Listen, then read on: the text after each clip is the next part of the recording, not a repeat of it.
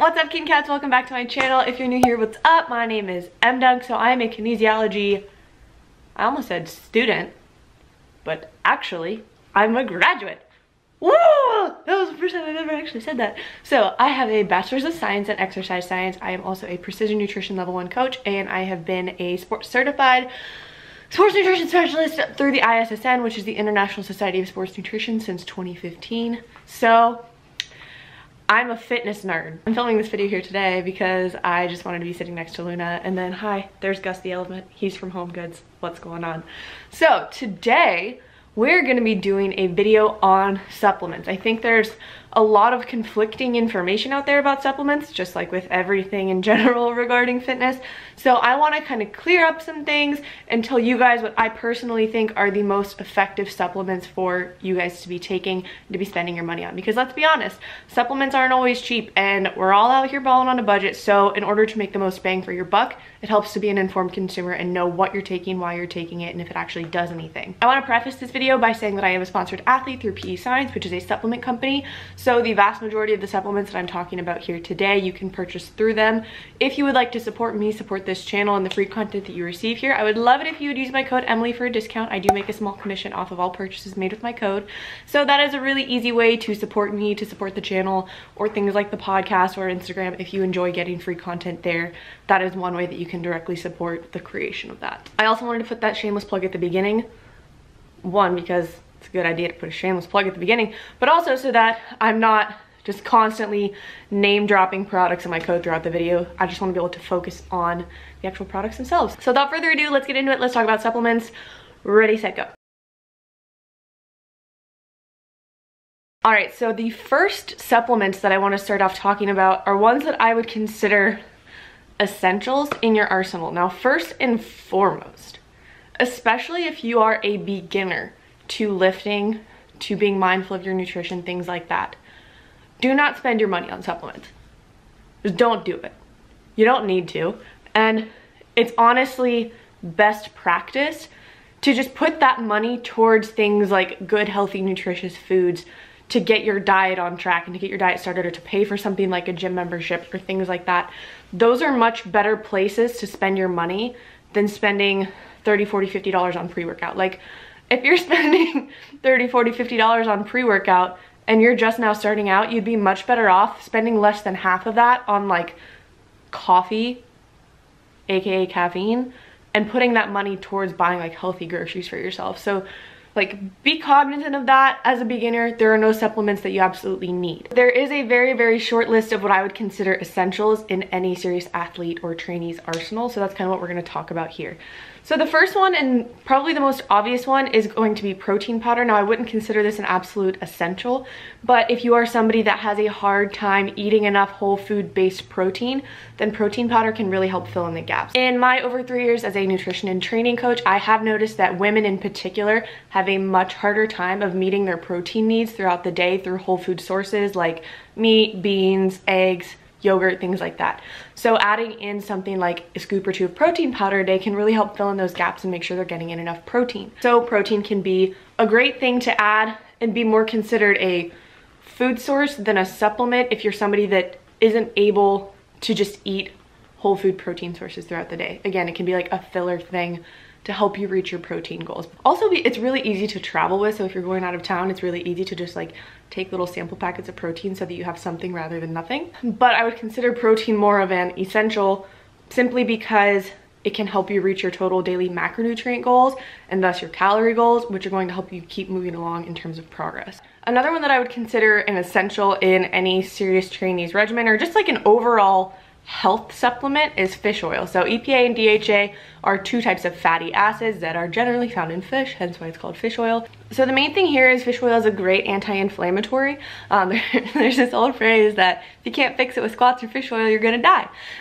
So fish oil is a great anti-inflammatory. If you are somebody that strength trains regularly, sorry, my back itches, but if you are somebody that strength trains regularly, we do create more inflammation in our bodies from training. Now, don't get it twisted. The inflammatory response from training is absolutely necessary in order to progress. That's part of how muscle is built, is through an inflammatory process.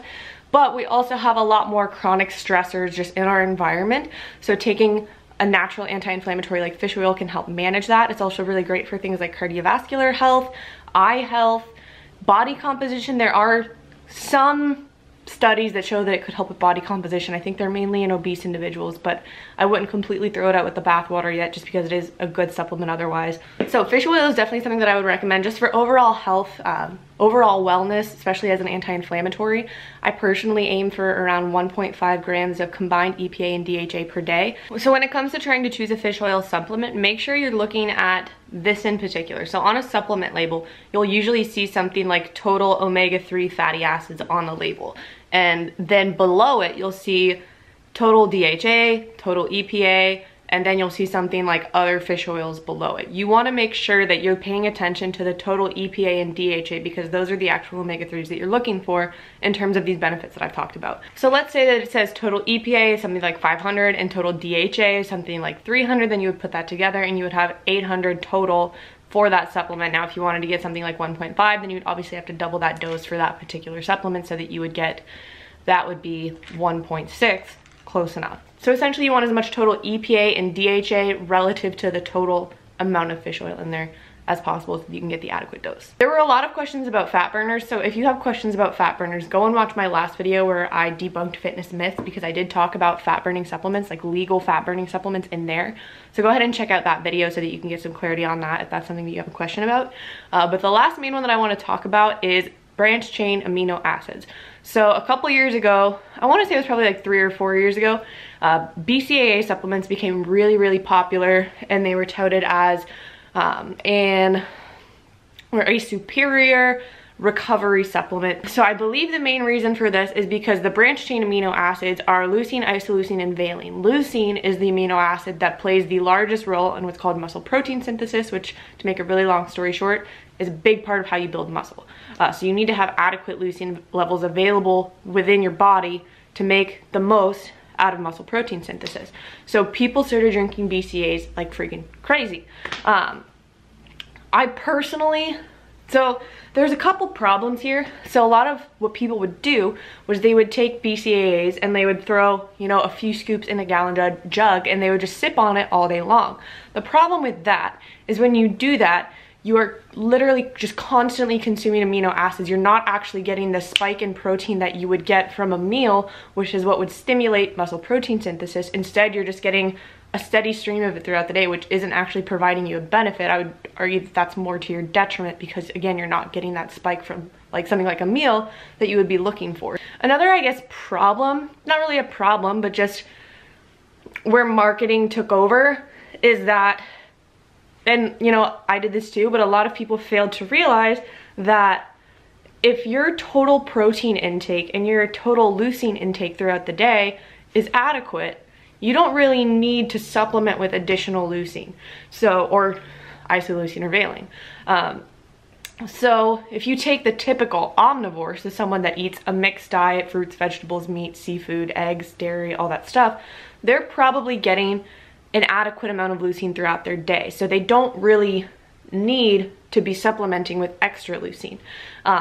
Now there are a couple of scenarios that I do recommend BCAA intake for. One of those is if you're a vegetarian or a vegan. There are vegan derived BCAAs out there for you to take, but that's recommended because most vegetarian or vegan diets don't have as much leucine rich protein simply because meat sources are generally more leucine rich than plant sources. Another scenario where I would recommend BCAA supplementation is if you're somebody that trains fasted, just to prevent muscle protein breakdown because you don't have, you know, you're fasted, you don't have as much food circulating in your system to use as fuel, so taking in some amino acids can help prevent additional muscle breakdown. Another thing that has caused some confusion as far as BCAA supplementation is calories and tracking them. So to my knowledge, in the United States, and I believe in the UK as well, companies are not required to list the calorie content of just isolated amino acids, so like leucine, isoleucine, valine. So they're not required to list the calorie content. So amino acid supplements, most of them say 0 calories. That is not true. When you're actually, and I actually talked about this or asked this to Dr. Peter Fitchen years ago when I took his nutrition course, and he did clear this up for me as well, but this has been talked about by a lot of people since then. So if you have 10 grams of BCAAs, you should be logging that as 10 grams of protein, which would come out to 40 calories. Is 40 calories you know, plus or minus a huge deal in the grand scheme. Not for most general people, but especially when you think about the people that were tossing in 2, 3, 4 scoops a day, or just sipping on 2, 3, 4, 5 plus scoops a day, whether they're just a general person or somebody, especially that's in something like a contest prep. Let's say you had 4 scoops a day at 40 calories. That's an additional 160 calories to your day. That could absolutely throw off your fat loss. So it's just something that the average consumer wouldn't necessarily know. I sure as shit didn't know it, you know, when they first became popular. So if you are taking BCAAs throughout your day, check the supplement label, see how many grams of total BCAAs it says it has, and then count that as, for example, 10 grams of protein, like I said, and count that towards your daily calories and towards your daily macros. They are not 0 calorie when it comes to how they're actually processed within the body. I wanted to touch on a couple supplements that you guys asked about a lot and that were also extremely popular when I first started lifting and everything 7 years ago. Those are CLAs, or conjugated linoleic acids, and L-carnitine. So I'll pop this up on the screen as well, but someplace, I should have said this at the beginning, someplace you guys can always go if you're interested in just easily digestible information regarding the research behind an ingredient you see in a supplement is examine.com.